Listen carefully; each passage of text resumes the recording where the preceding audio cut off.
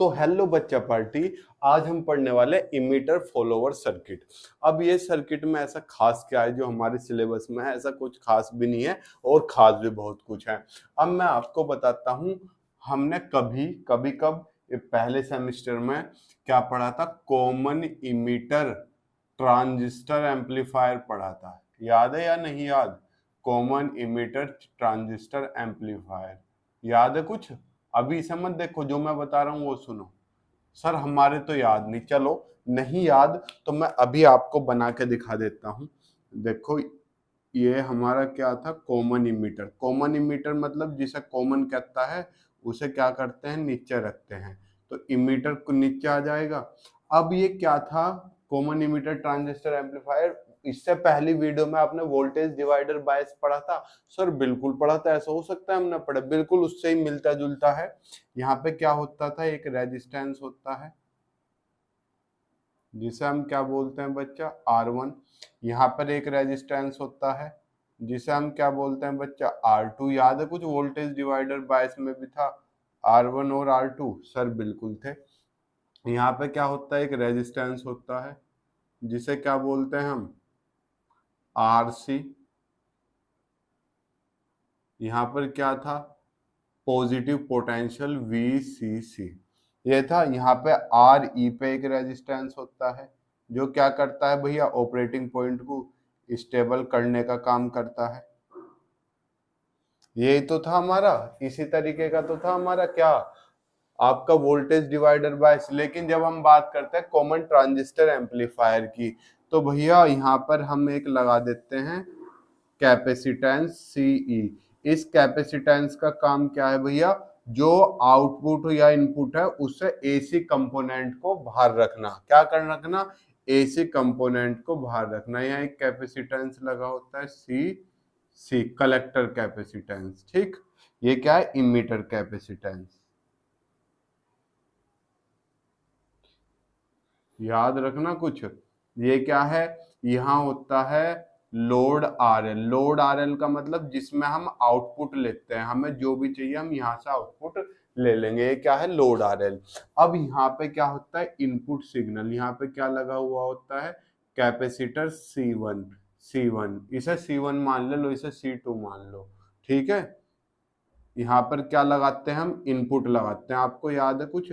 हल्का सा क्या लगाते हैं? VI input. हम क्या करेंगे? यहाँ पर इनपुट दे दिया सिग्नल, और यहाँ पे इसमें से ऐसे यहाँ पे क्या ले लेंगे? हम आउटपुट ले लेंगे।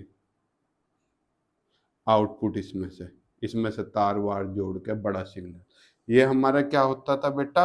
एम्पलीफायर होता था। याद है कुछ? सर याद है, पूरा याद है। अब C1 C2 C3 का काम क्या है? ये AC कंपोनेंट को रोकता है। क्यों? जो कैपेसिटर होता है बेटा, जैसे हमारा क्या है? वायर, तार का रेजिस्टेंस क्या होता है? R। क्या होता है? R। याद है? चलो, जो आपका इंडक्टर होता है कोयल, उसका रेजिस्टेंस कितना होता है? XL। सर ये भी याद है। जो कैपेसिटर होता है इसका रेजिस्टेंस कितना होता है? XC। याद है? सर याद है। R का फॉर्मूला क्या होता है? V/I।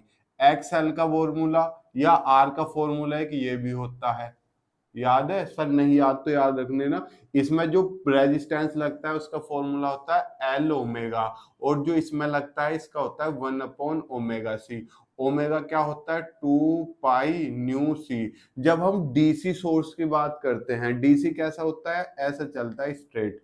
तो यहाँ पे देखो फ्रीक्वेंसी तो ऐसे निकलती है, कितने वाइब्रेशन होते हैं? यहाँ नहीं हो रहा, तो DC के लिए फ्रीक्वेंसी की वैल्यू 0 होती है।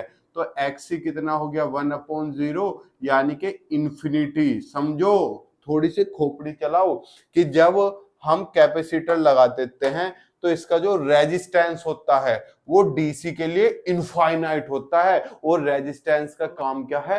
करंट को रोकना। और ये तो इन्फिनिटी हो गया, रेजिस्टेंस बहुत ज्यादा मजबूत हो गया। इसमें जो रेजिस्टेंस होता है XC होता है, जब बहुत ज्यादा हो गया केवल किसके लिए? DC के लिए, तो ये DC को रोक देगा।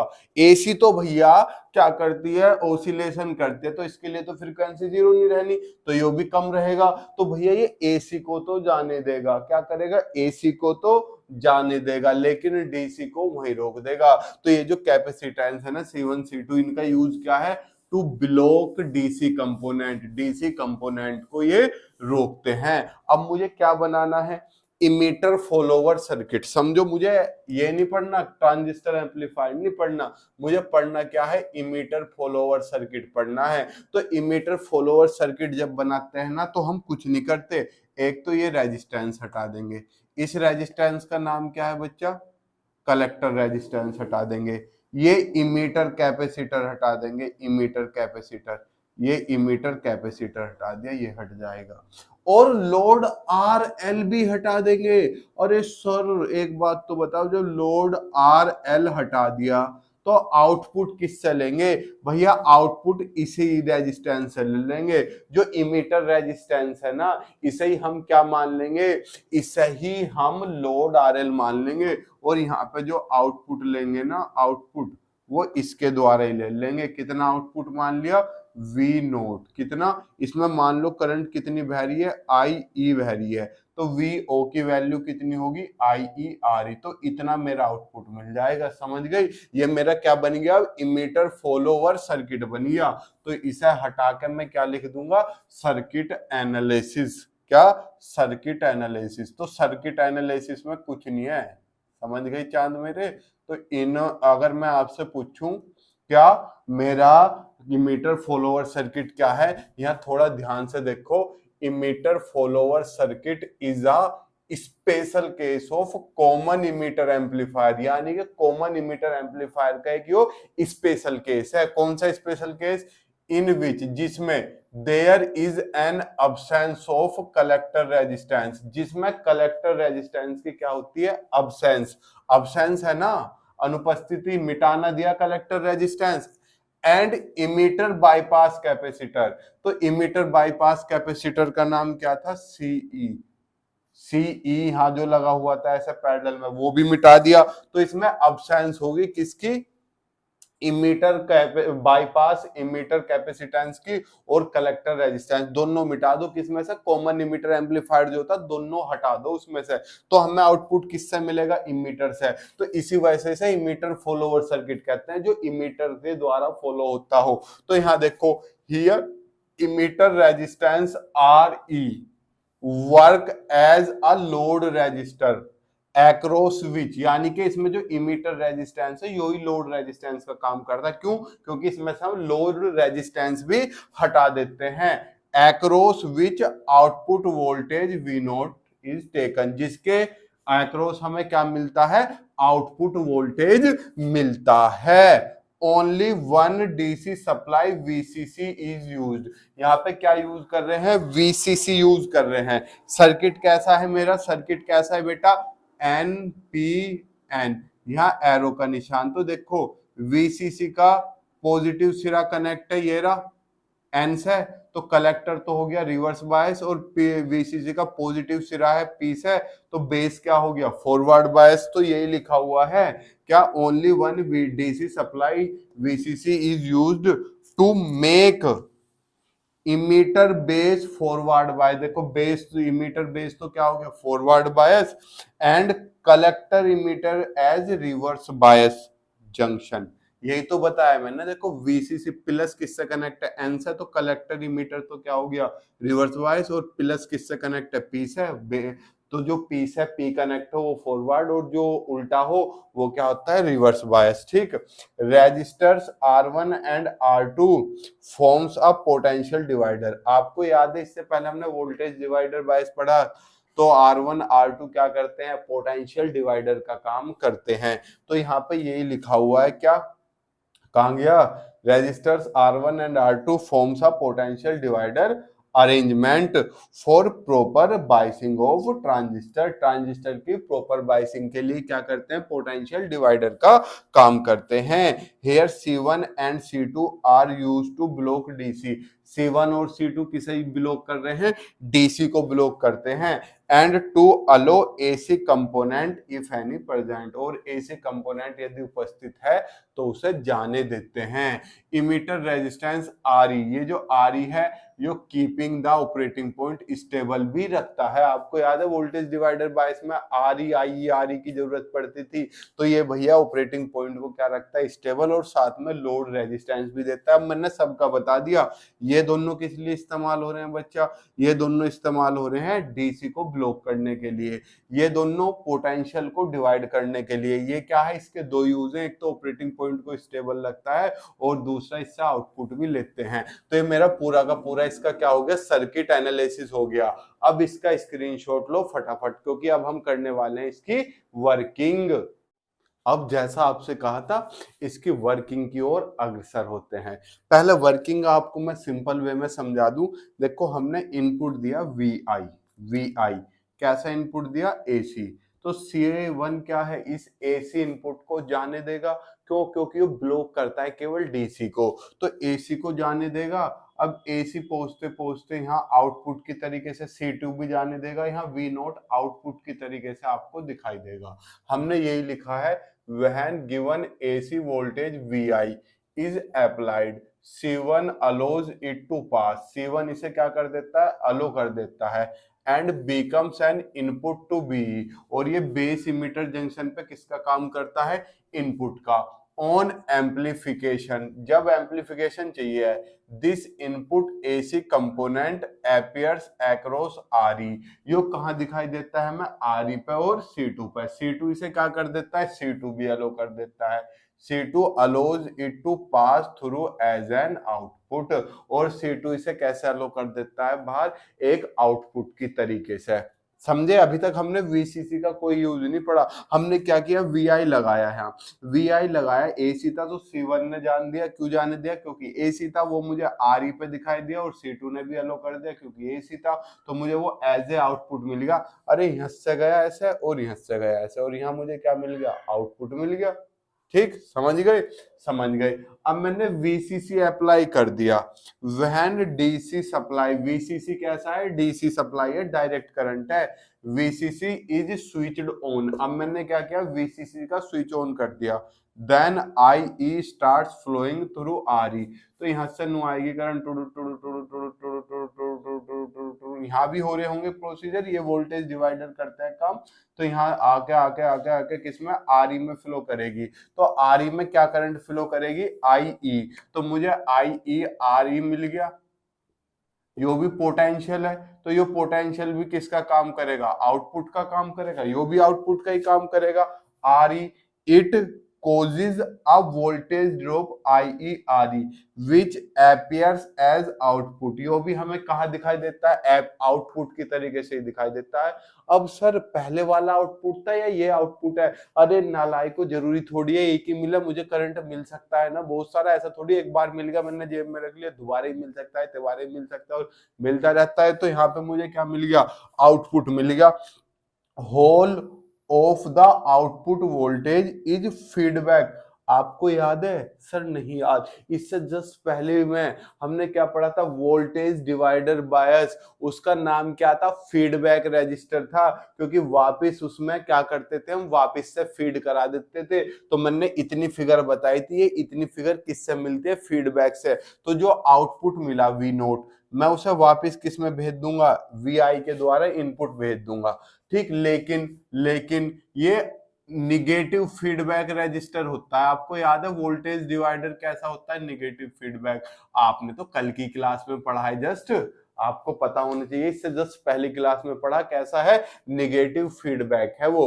अब ये कैसा है, निगेटिव फीडबैक का मतलब क्या है, उल्टा। अब मैं आपको समझाने के लिए बता रहा हूं, जैसे VI मेरा ऐसा है, तो निगेटिव का मतलब क्या है, V0 ऐसे, उल्टा हो गया ना, जब इसका अप था इसका नीचे था इसका अप, तो रिजल्टेंट मुझे कितना मिलेगा, ये बड़ा है ये कम है, तो रिजल्टेंट अंदर कितना गया, VI माइनस V0, अंदर इतना गया। तो यही तो मैं बता रहा हूँ, V0 बड़ा होगा तो V0 माइनस VI अंदर जाएगा।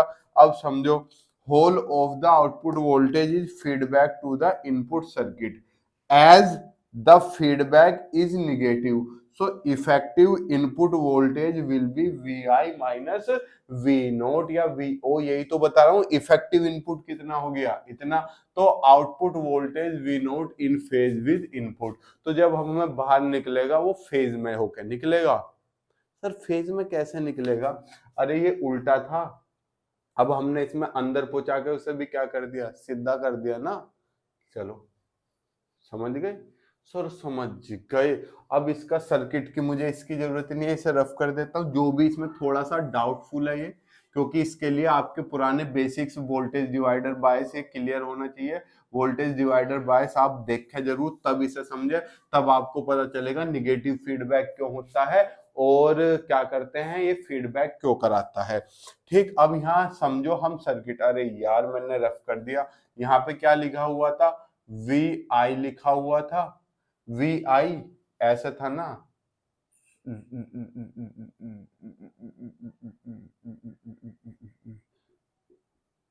यहाँ पे क्या था, मैं इसमें क्या था, आई ई आर ई, यहाँ पे वी बी के बीच पोटेंशियल होगा, वी बी कुछ ना कुछ, और यहाँ वी आई था, वी सी सी की वजह से वी बी और, तब इस सर्किट में घूम रहा हूं मैं। तो वी आई किस किस में ब्रेक हो रहा है, वी बी ई में प्लस आई ई आर ई में, इसमें ही तो ब्रेक हो रहा, आई ई कैपिटल मानना हुआ है, ये भी तो पोटेंशियल ही है बच्चा। चलो समझ गए। अब यहां समझो, here V E equal to I E R E, यही क्या है हमारा आउटपुट है, ये रहा ना। अरे जो रेजिस्टेंस पे मिलता है इमीटर पे, वही मेरा आउटपुट होता है, तो ये आउटपुट है, इसलिए वी आई कितना आ गया, V B E plus V O, ये आ गया मेरे पास। चूंकि V B E is very small, ये बहुत छोटा है। सर कहाँ है छोटा? अरे आपको तो पता है, फॉर सिलिका के लिए VBE की बात करें तो लगभग कितनी होती है, 0.7 वोल्ट। फॉर जर्मेनियम की बात करें तो VBE कितना होता है, 0.3 वोल्ट। बहुत बड़ी वैल्यू ना ये, अरे नालायको बहुत छोटी वैल्यू है। तो इसलिए मेरा VI किसके बराबर आ जाएगा, लगभग VO के, किसके बराबर, VO के। तो यहाँ से मैं अगर गेन की बात करूं, किसकी, वोल्टेज गेन की, किसकी, वोल्टेज गेन। गेन क्या होता है बेटा, फायदा। फायदा क्या होता है, कम दे के ज्यादा लेना है, मतलब किसी को 10 रुपए दो और उससे 50 रुपए खींच लो, यही तो क्या है, यही तो फायदा है। तो भैया गेन हमेशा क्या होता है, आउटपुट, ध्यान रखना हमेशा भविष्य के लिए, आउटपुट अपॉन इनपुट। अगर वोल्टेज गेन की बात कर रहे हो तो क्या आएगा, output voltage upon input voltage, कि कितना देके, कितना इनपुट करके कितना आउटपुट लिया, वो कह दे करंट गेन। तो output current upon input current, वो कह दे power gain, output power upon input power. तो अगर मैं इसे वी आई को इसके अपॉन में ले जाऊं, वी नोट अपॉन वी आई, ये output voltage upon input voltage, ये क्या हो गया मेरा, वोल्टेज गेन हो गया। क्या हो गया बेटा, वोल्टेज गेन। और ये दोनों क्या हैं, इक्वल हैं लगभग, तो इन्हें कट करके किसके बराबर आ जाएगा, क्या 1, इक्वल नहीं है तो कट जाएंगे, तो लगभग किसके बराबर आ जाएंगे, 1 के बराबर। समझ गए बेटा? तो यहाँ पे लिखा हुआ है 10 output voltage just follow the input, hence it is named as emitter follower circuit. मतलब अरे देखो VO और VI लगभग इक्वल से हैं, यानी कि जो आउटपुट वोल्टेज है वो इमीटर जितना ही मिल रहा है, यानी कि आउटपुट वोल्टेज इनपुट जितना ही मिल रहा है। तो आउटपुट वोल्टेज इनपुट को फॉलो कर रहा है, तो इसे क्या बोलते हैं, फॉलोवर सर्किट। जितना इनपुट डाला उतना ही आउटपुट आ गया, तो फॉलो करना ना हो गया, और इमीटर पे मिल रहा है ये, तो इस वजह से इसे क्या बोल देते हैं, इमीटर फॉलोवर सर्किट। अब इसके कैरेक्टरिस्टिक्स, फायदे क्या है, पहला तो वोल्टेज गेन एक मिलता है यूनिटी, और दूसरा इसमें जो इंपीडेंस होता है इनपुट वो हाई होता है। ज्यादा वोल्टेज डाल रहे हो है, इनपुट इंपीडेंस हाई का मतलब बेटा उच्च, और इम्पीडेंस का मतलब एक तरीके से प्रतिरोध होता है, यो R के बराबर, ठीक। एंड आउटपुट इम्पीडेंस क्या होता है, लो, कमजोर होता है।